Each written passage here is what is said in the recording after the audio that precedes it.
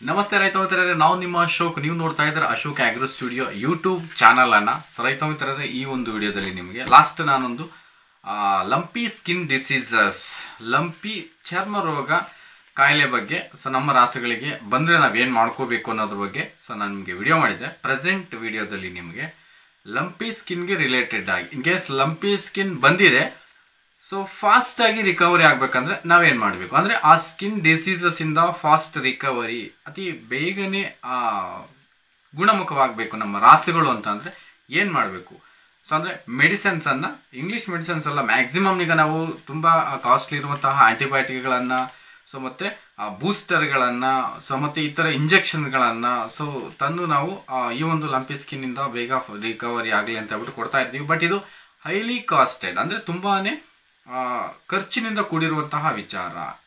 ಒಂದು ವೇಳೆ ನಾವು ಸೂಕ್ತವಾದ ಮೇವು ಪದ್ಧತಿಯನ್ನು ಬಳಸ್ಕೊಂಡು ಲಂಪಿ ಸ್ಕಿನ್, ಈ ಒಂದು ಲಂಪಿ ಚರ್ಮ ರೋಗದಿಂದ ಫಾಸ್ಟಾಗಿ ಶೀಘ್ರವಾಗಿ ಯಾವ ರೀತಿ ನಾವು ರಿಕವರಿ ಮಾಡ್ಕೋಬೋದು ಅಂದರೆ ಕಡಿಮೆ ವೆಚ್ಚದಲ್ಲಿ, ಸೊ ನಮ್ಮ ಒಂದು ನಿಯರೆಸ್ಟ್ ನಮ್ಮ ಲೋಕಲಲ್ಲಿ ನಮ್ಮ ಮನೆಯಲ್ಲೇ ಸಿಗುವಂತಹ ಕೆಲವೊಂದು ಆಯುರ್ವೇದಿಕ್ ಗಿಡಮೂಲಿಕೆಗಳು ಮತ್ತು ಸೊ ಒಂದು ಪದಾರ್ಥಗಳಿಂದ ಬೇಗನೆ ಡಿಸೀಸ್ ಮಾಡಿ, ಪ್ಲಸ್ ಅದರ ಜೊತೆಯಾಗಿ ನಾವು ಯಾವ ರೀತಿ ಅದಕ್ಕೆ ಟ್ರೀಟ್ಮೆಂಟ್ ಅಂದರೆ ಉಪಚಾರವನ್ನು ಏನು ಮುಖ್ಯವಾದಂತಹ ಕೆಲವೊಂದು ಅಂಶಗಳನ್ನು ಕೊಡೋದ್ರಿಂದಲೂ ಸಹ ಅದನ್ನು ಫಾಸ್ಟ್ ರಿಕವರಿ ಮಾಡ್ಕೋಬೋದು. ಸೊ ಇದ್ರ ಬಗ್ಗೆ ಈ ಒಂದು ವಿಡಿಯೋದಲ್ಲಿ ಹೇಳ್ತಾ ಹೋಗ್ತೀನಿ. ಸೊ ಬೇಗನೆ ಅಂದರೆ ಶೀಘ್ರವಾಗಿ ಗುಣಮುಖವಾಗಬೇಕು, ಮತ್ತು ಯಾವ ರೀತಿಯ ಮೇವನ್ನು ಈ ಒಂದು ರಾಸುಗಳಿಗೆ, ಈ ರೋಗ ಪೀಡಿತ ರಾಸುಗಳಿಗೆ ಕೊಡಬೇಕು, ಕೊಟ್ಟಾಗ ಫಾಸ್ಟ್ ರಿಕವರಿ ಅಂದರೆ ಬೇಗನೆ ಗುಣಮುಖವಾಗೋಕ್ಕೆ ಯಾವ ರೀತಿ ಕಾರಣವಾಗುತ್ತೆ ಅನ್ನೋದನ್ನು ಈ ವಿಡಿಯೋದಲ್ಲಿ ಹೇಳ್ತಾ ಹೋಗ್ತೀನಿ. ಖಂಡಿತ ಯಾರು ವಿಡಿಯೋನ ಸ್ಕಿಪ್ ಮಾಡಬೇಡಿ, ಎಂಡ್ ತನಕ ನೋಡಿ. ಡೌಟ್ಗಳು ನಿಮಗೆ ಅರ್ಧ ವಿಡಿಯೋ ನೋಡಿದಾಗ ನಿಮಗೆ ಡೌಟ್ಸ್ ಬರುತ್ತೆ, ಪೂರ್ತಿ ವಿಡಿಯೋ ವಾಚ್ ಮಾಡಿ, ಖಂಡಿತ ನಿಮ್ಗೆ ಡೌಟ್ಸು ಕ್ಲಿಯರ್ ಆಗುತ್ತೆ. ಸೊ ಯಾರೆಲ್ಲ ಹೊಸದಾಗಿ ನಮ್ಮ ವಿಡಿಯೋಗಳನ್ನು ವಾಚ್ ಮಾಡ್ತಾ ಇದ್ದಾರೆ, ಖಂಡಿತ ಅವರು ಸಬ್ಸ್ಕ್ರೈಬ್ ಮಾಡಿಕೊಂಡು ವಿಡಿಯೋಗಳನ್ನು ವಾಚ್ ಮಾಡಿ, ಪ್ಲಸ್ ಖಂಡಿತ ನೀವು ವಿಡಿಯೋಗಳನ್ನು ಲೈಕ್ ಮಾಡಿ, ದಯಮಾಡಿ ಲೈಕ್ ಮಾಡಿ ವಿಡಿಯೋಗಳನ್ನು. ಸೊ ಓಕೆ, ನಾನು ನೆಕ್ಸ್ಟ್ ಈ ವಿಡಿಯೋನ ಸ್ಟಾರ್ಟ್ ಮಾಡೋದಕ್ಕೂ ಮುಂಚಿತವಾಗಿ, ಸೊ ಲಂಪಿ ಸ್ಕಿನ್ ಡಿಸೀಸಸ್ಸಿಂದ ಫಾಸ್ಟ್ ರಿಕವರಿ ಆಗಬೇಕು, ಬೇಗನೆ ಗುಣಮುಖವಾಗಬೇಕಂದ್ರೆ ಮುಖ್ಯವಾಗಿ ನಾವು ಮಾಡುವಂತಹ ಕೆಲಸಗಳನ್ನು ನಾನು ಹೇಳ್ತಾ ಹೋಗ್ತೀನಿ. ನಾವೇನು ಮಾಡಬೇಕು ಮುಖ್ಯವಾಗಿ ಅನ್ನೋದನ್ನು. ಫಸ್ಟ್ ಬಂದುಬಿಟ್ಟು ಡಿವಾರ್ಮಿಂಗನ್ನು ಒಂದು ವೇಳೆ ಮಾಡಲಿಲ್ಲ ಅಂತ ಅಂದರೆ, ಡಿವಾರ್ಮಿಂಗ್ ಮಾಡಿ ಒಂದು 2 ಮಂತ್ಸ್ ಆಗಿದೆ, 3 ಮಂತ್ಸ್ ಆಗಿದೆ ಅಂತಂದರೆ ಖಂಡಿತ ನೀವು ಫಸ್ಟ್ ಮಾಡಬೇಕಾಗಿರೋದು ಡಿವಾರ್ಮಿಂಗನ್ನು. ಸೊ ಡಿವಾರ್ಮಿಂಗನ್ನು ಮಾಡೋದ್ರಿಂದ ಅಂದರೆ ಜಂತು ನಾಶಕವನ್ನು ಕೊಡೋದ್ರಿಂದ, ಫಸ್ಟ್ ಡಿವಾರ್ಮಿಂಗ್ ಅಂದರೆ ಜಂತು ಹುಳುಗಳನ್ನು ಸಂಹಾರ ಮಾಡೋದು, ದೇಹದಲ್ಲಿ ರಾಸುಗಳ ದೇಹದಲ್ಲಿರುವಂತಹ ಜಂತು ಹುಳುಗಳನ್ನು ಸಂಹಾರ ಮಾಡೋದರಿಂದ. ಸೊ ಯಾವ ರೀತಿ ಸಂಹಾರ ಮಾಡಬೇಕು, ಈಗಾಗಲೇ ಸುಮಾರು ವಿಡಿಯೋಗಳಲ್ಲಿ ನಾವು ಡಿವಾರ್ಮಿಂಗ್ ಹೇಳಿದ್ದೀವಿ. ಸೊ ನಾವು ಆಲ್ಬೆಂಡಜೋಲ್ ಮತ್ತು ಫೆನ್ಬೆಂಡಜೋಲ್ ಇವೆರಡರಲ್ಲಿ ಯಾವುದಾದ್ರೂ ಒಂದನ್ನು 3 ತಿಂಗಳಿಗೆ 1 ಟೈಮ್ ಕೊಡ್ತಾ ಡಿವಾರ್ಮಿಂಗ್ ಮಾಡಬೇಕು. ಯಾಕೆ ಲಂಪಿ ಸ್ಕಿನ್ ಬಂದಾಗ ಯಾಕೆ ಡಿವಾರ್ಮಿಂಗ್ ಮಾಡಬೇಕು ಅನ್ನೋದನ್ನು ನಾನು ಹೇಳ್ತೀನಿ ಅಂದರೆ, ಒಂದು ವೇಳೆ ನಮ್ಮ ಒಂದು ರಾಸುಗಳ ದೇಹದಲ್ಲಿ ಈ ಜಂತು ಹುಳುಗಳೇನಾದರೂ ಇತ್ತು ಅಂತ ಅಂದರೆ, ಸೊ ಜಂತು ಹುಳುಗಳ ಒಂದು ಮುಖ್ಯ ಕೆಲಸ ಏನು ಅಂತ ಅಂದರೆ, ದೇಹಕ್ಕೆ ಸಿಗುವಂತಹ ಏನು ಪೋಷಕಾಂಶಗಳಿರ್ತಾವೋ ಅದನ್ನೆಲ್ಲ ಪಡ್ಕೊಂಡ್ಬಿಟ್ಟು, ಸೊ ಅವುಗಳೇ ತಿಂದ್ಕೊಂಡ್ಬಿಟ್ಟು, ಸೊ ದೇಹಕ್ಕೆ ಯಾವುದೇ ರೀತಿಯ ಸೂಕ್ಷ್ಮ ಪೋಷಕಾಂಶಗಳಾಗ್ಬೋದು, ಇತರೆ ಪೋಷಕಾಂಶಗಳಾಗ್ಬೋದು, ದೊರೀದಲ್ಲೇ ಮಾಡ್ತಕ್ಕಂಥದ್ದು ಮುಖ್ಯವಾಗಿ. ಅವುಗಳ ಸಂತತಿ ಹೆಚ್ಚಾಗುತ್ತೆ. ಆ ಸೂಕ್ಷ್ಮ ಪೋಷಕಾಂಶ ಅಂದರೆ ಆ ಹಸುವಿಗೆ ಕೊಟ್ಟಂತಹ ಆಹಾರವನ್ನೆಲ್ಲ ತಿಂದು ಅವು ವೃದ್ಧಿ ಆಗ್ತಾವೆ ಹೊರತು ಆ ಹಸುವಿನ ದೇಹಕ್ಕೆ ಸೊ ಅದು ಸಿಗೋದಕ್ಕೆ ಬಿಡೋದಿಲ್ಲ. ಸೊ ಆ ಉದ್ದೇಶಕ್ಕೋಸ್ಕರ ಡಿವಾರ್ಮಿಂಗನ್ನು ಮಾಡಿಸ್ಬೇಕು. ಅಂದರೆ ಈ ಲಂಪಿ ಸ್ಕಿನ್ ಡಿಸೀಸ್ ಬಂದಾಗ ರಾಸುಗಳಿಗೆ ನಾವೇನು ಪ್ರೋಟೀನ್, ವಿಟಮಿನ್ಸ್, ಮಿನರಲ್ಸ್ ಫುಡ್ಡನ್ನು ಕೊಡ್ತೀವೋ ಅದು ತುಂಬ ಮುಖ್ಯವಾಗಿರುತ್ತೆ. ಆ ಕೊಟ್ಟಂತಹ ಪ್ರತಿ ಒಂದು ಫುಡ್ಡನ್ನು, ವಾಮ್ಸನ್ನು ಈ ಜಂತುಹುಳುಗಳೇ ತಿಂದಾಕಿದ್ರೆ ಸೊ ಅದರ ದೇಹಕ್ಕೆ ಏನಂದುತ್ತೆ, ಅದು ಹೇಗೆ ರಿಕವರಿ ಆಗುತ್ತೆ. ಸೊ ಆ ಉದ್ದೇಶಕ್ಕೋಸ್ಕರ ಫಸ್ಟ್ ನೀವು ಮಾಡಬೇಕಾದದ್ದು ಡಿವಾರ್ಮಿಂಗನ್ನು, ಜಂತುನಾಶಕವನ್ನು ಮಾಡಿ. ಸೊ ಹೇಗೆ ಮಾಡ್ತೀರಾ ಅಂತಂದರೆ, ಆಲ್ಬೆಂಡಜೋಲ್ ಅಥವಾ ಫೆನ್ಬೆಂಡಜೋಲ್ ಟ್ಯಾಬ್ಲೆಟ್ಗಳು, ಈಗ 2 ಟ್ಯಾಬ್ಲೆಟ್ ಒಂದು ದೊಡ್ಡ ಹಸುವಿಗೆ ಕೊಡೋದ್ರಿಂದ ಅದು ಸೂಟಾಗಿ ಕೆಲಸ ಮಾಡ್ತಾರೆ, ಬೇಗನೆ ಕೆಲಸ ಮಾಡುತ್ತೆ. 1-2 ಟ್ಯಾಬ್ಲೆಟು ಒಂದು ಹಸುವಿಗೆ. ಸೊ ಅದನ್ನು ಫಸ್ಟ್ ನೀವು ಕೆಲಸ ಮಾಡತಕ್ಕಂಥದ್ದು. ನೆಕ್ಸ್ಟು ಅಂದರೆ ತುಂಬಾ ನಿಶಕ್ತಿಯಿಂದ ಹೊಂದಿದೆ ನಮ್ಮ ಹಸು. ನಿಶಕ್ತಿ ಹೊಂದಿದೆ ಅಂದರೆ ಪ್ರೋಟೀನ್ಸ್ ಇಲ್ಲ, ವಿಟಮಿನ್ಸ್ ಇಲ್ಲ, ಏನು ಅಂದರೆ ಫುಡ್ ಇಲ್ಲ, ಕ್ವಾಲಿಟಿ ಫುಡ್ ಸಿಗ್ತಾ ಇಲ್ಲ ಅದಕ್ಕೆ. ಸೊ ಒಂದು ವೇಳೆ ಆ ರೀತಿ ನೀವು ಡಿವಾರ್ಮಿಂಗ್ ಮಾಡಿದರೂ ಕೂಡ ನಿಶಕ್ತಿಯಿಂದ ಕೂಡಿದೆ, ಸೊ ಅದಕ್ಕೆ ನಾವು ಫಾಸ್ಟಾಗಿ ಇನ್ಸ್ಟ್ಯಾಂಟ್ ಎನರ್ಜಿನ ಯಾವ ರೀತಿ ಕೊಡಬೇಕು ಅಂತಂದರೆ, ಖಂಡಿತ ನಾವು ಬೆಳಗ್ಗೆ ಒಂದು 1/4 kg, ಸಾಯಂಕಾಲ ಒಂದು 1/4 kg ಬೆಲ್ಲವನ್ನು ಕಂಪಲ್ಸರಿ ಕೊಡಿ. ಇನ್ಸ್ಟ್ಯಾಂಟಾಗಿ ಅದು ಎನರ್ಜಿನ ಪಡ್ಕೊಳ್ಳುತ್ತೆ. ಸೊ ಬೆಲ್ಲದಿಂದ ಯಾಕೆ ಅಂತಂದರೆ, ಬೆಲ್ಲದಲ್ಲಿರುವಂತಹ ಐರನ್ ಆಗ್ಬೋದು, ಮೆಗ್ನೀಷಿಯಮ್ಮು, ಕ್ಯಾಲ್ಸಿಯಮ್ಮು, ಈ ರೀತಿ ಒಂದು ಐರನ್ಸು ತುಂಬ ಫಾಸ್ಟಾಗಿ ವರ್ಕ್ ಮಾಡುತ್ತೆ ಆ ಒಂದು ರಾಸುಗಳ ದೇಹಕ್ಕೆ. ಸೊ ಬೆಲ್ಲವನ್ನು ಬೆಳಗ್ಗೆ ಸಾಯಂಕಾಲ ಒಂದು 1/4 kg ಅಂದರೆ ಡೈಲಿ ಒಂದು ಅರ್ಧ kg ಬೆಲ್ಲವನ್ನು ಕೊಡೋದ್ರಿಂದ ಅದು ಇನ್ಸ್ಟ್ಯಾಂಟಾಗಿ ನಿಶಕ್ತಿ ಹೊಂದಿರುವಂತಹ ರಾಸು ಅದಕ್ಕೊಂದು ರೀತಿ ಸಡನ್ ಎನರ್ಜಿ ಸಿಗ್ತಕ್ಕಂಥದ್ದು ಈ ಬೆಲ್ಲದಿಂದ. ಸೊ ಅದನ್ನು ನೀವು ಮಾಡಲೇಬೇಕಾಗುತ್ತೆ.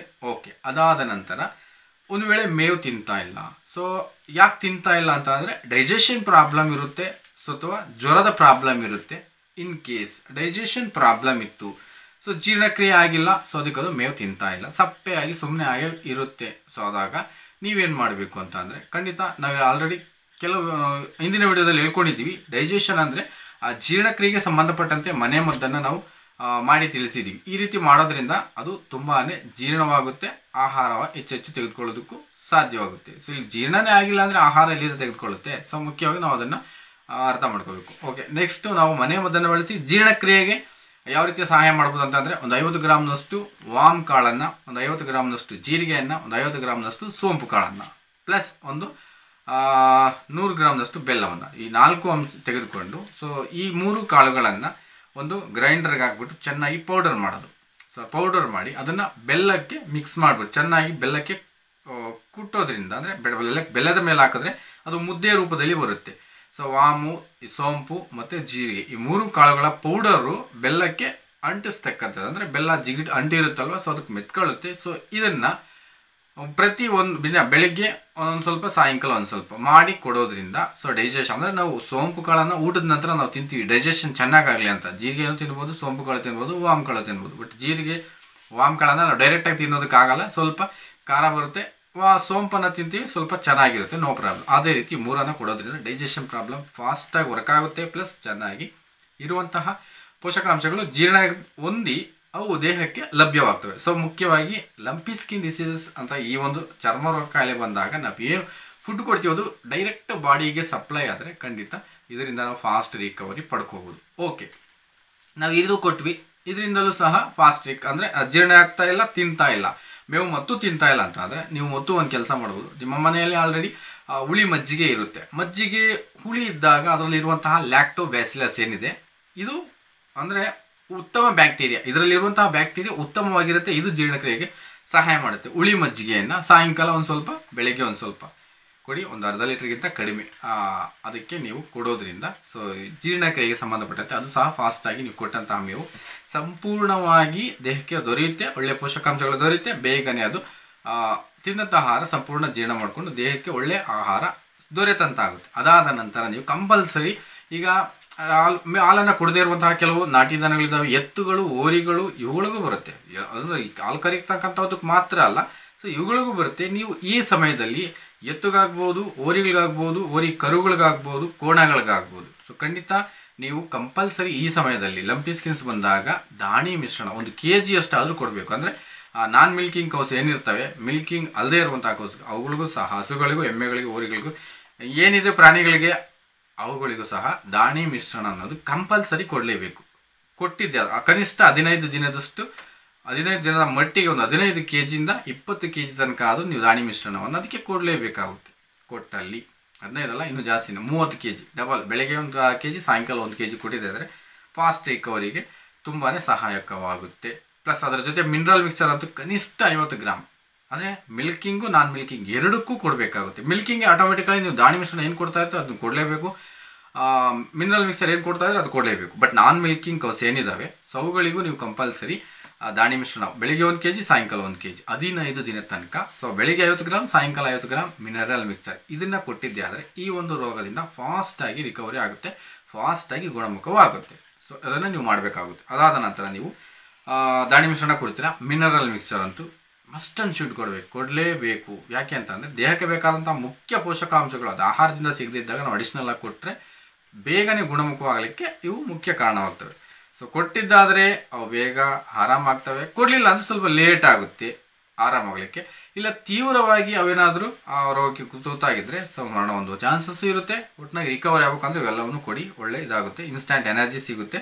ಸೊ ಎನರ್ಜಿ ಸಿಕ್ಕಷ್ಟು ಫಾಸ್ಟಾಗಿ ರಿಕವರಿ ಆಗುತ್ತೆ. ಸೊ ಇಲ್ಲಿ ರೋಗಕ್ಕೆ ವಿರುದ್ಧವಾಗಿ ಅಂದರೆ ರೋಗ ನಿರೋಧಕ ಶಕ್ತಿ ಹೆಚ್ಚಾಗುತ್ತೆ ಅನ್ನೋದನ್ನು ಈ ಮೂಲಕ ಹೇಳ್ಬೋದು. ಸೊ ಡೈರೆಕ್ಟಾಗಿ ಆ ರೋಗ ನಿರೋಧಕ ಶಕ್ತಿ ಯಾವಾಗ ಹೆಚ್ಚಾಗುತ್ತೋ ಸೊ ಅದು ಎಲ್ಲ ರೋಗಗಳ ವಿರುದ್ಧ ಹೋರಾಡುವಂತಹ ಮ್ಯಾಕ್ಸಿಮಮ್ ಕೆಪಾಸಿಟಿ ಪಡ್ಕೊಳ್ಳುತ್ತೆ. ಸೊ ಆಗ ಯಾವುದೇ ರೋಗ ಆಗ್ಬೋದು, ಲಂಪಿ ಸ್ಕಿನ್ ಅಲ್ಲ ಮತ್ತು ಯಾವುದೇ ರೋಗ ಆದರೂ ಸಹ ಅದನ್ನು ನಿವಾರಿಸ್ಕೊಳ್ಳಲಿಕ್ಕೆ ಮ್ಯಾಕ್ಸಿಮಮ್ ಅದು ಪ್ರಯತ್ನ ಪಡುತ್ತೆ. ಸೊ ಈ ರೀತಿ ಮಾಡಿಕೊಂಡು ನಿಮ್ಮ ಹಸುಗಳನ್ನು ಈ ಲಂಪಿ ಸ್ಕಿನ್ ಡಿಸೀಸಸ್, ಚರ್ಮ ರೋಗ ಕಾಯಿಲೆ, ಲಂಪಿ ಚರ್ಮ ರೋಗ ಕಾಯಿಲೆಯಿಂದ ಕಾಪಾಡ್ಕೊಳ್ಳಿ, ಅವುಗಳ ಜೀವ ಉಳಿಸಿ ಅಂತ ಹೇಳ್ತಾ ಈ ವಿಡಿಯೋನ ಎಂಡ್ ಮಾಡ್ತಾ ಇದ್ದೀನಿ. Thank you so much. ಕೊನೆ ತನಕ ವಾಚ್ ಮಾಡಿದ ಪ್ರತಿಯೊಬ್ಬರಿಗೂ ಅನಂತ ಕೋಟಿ ಧನ್ಯವಾದಗಳು.